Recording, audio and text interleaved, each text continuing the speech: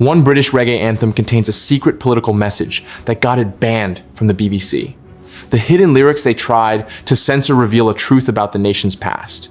Stay until the end to hear the uncensored version they never wanted you to know. The sound did not arrive in Britain as a polished anthem or a chart strategy.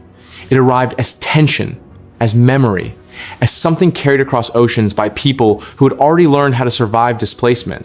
Long before these songs were crowned classics, reggae in Britain lived in rented rooms, church halls, basements, and overcrowded council flats, shaped by second-generation Caribbean youth who were British by passport but treated as temporary guests by the society around them. What emerged from that pressure was not imitation but transformation, a music that absorbed the cold streets, the factory sirens, the racial hostility, and the stubborn hope of communities determined to speak in their own voice. There are moments when history feels loudest, not at its beginning, but at the point where it almost collapses. And one of those moments arrived when Linton Kwesi Johnson turned a letter into a lament. His voice did not sing, it testified. The words carried the weight of a young man explaining himself from a prison cell, not pleading innocence but narrating inevitability, explaining how survival had forced his hand. Dennis Bovell's production did not comfort the listener. It hovered, austere and unforgiving, as if refusing to soften the reality being described. In that moment, reggae in Britain was no longer just rhythm or melody. It was documentation, a record of lives lived under constant scrutiny, where a single confrontation at a bus stop could echo through generations. Yet even as that intensity settled into the culture, another current was already moving through the same streets, lighter in tone but no less radical in its implications. Lovers Rock did not announce itself as rebellion, but its existence alone was defiance. When Janet Kay stepped into the studio at barely 21 years old and delivered a love song from the perspective of a woman claiming emotional agency, it quietly redrew the boundaries of what reggae could say in Britain. Dennis Bovell again shaped the sound, building a foundation that allowed tenderness to sit at the center without apology. The song climbed the charts in the summer of 1979, crossing borders and oceans, but its real impact was internal, opening doors for voices that had been sidelined and proving that British reggae did not need to shout to be heard. While romance softened one edge of the movement, confrontation sharpened another. In Coventry, economic collapse and political neglect were not abstract ideas but lived realities, visible in shuttered factories and restless streets. When the Specials released Ghost Town, they did not narrate from a distance. They reported from inside the wreckage.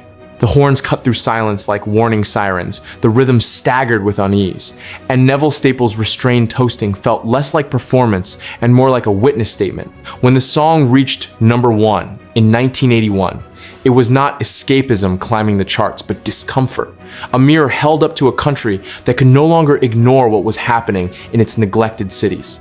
At the same time, Birmingham was quietly becoming one of the most important laboratories in British reggae history.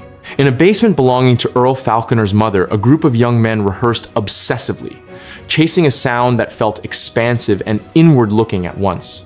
When UB40 released King, a tribute to Martin Luther King Jr., it carried none of the gloss that would later define their mainstream success. Instead, it drifted and pulsed, hypnotic and understated, announcing a band far more interested in atmosphere and meaning than instant approval.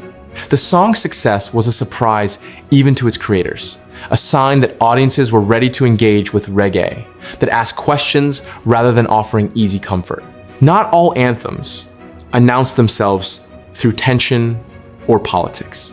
Some arrived wrapped in warmth, carried by repetition and communal feeling.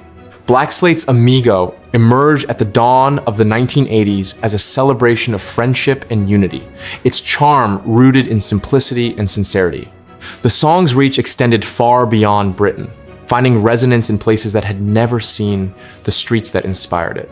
Its success was a reminder that reggae's power often lies in its ability to turn shared feeling into something almost physical, a rhythm that invites participation rather than observation.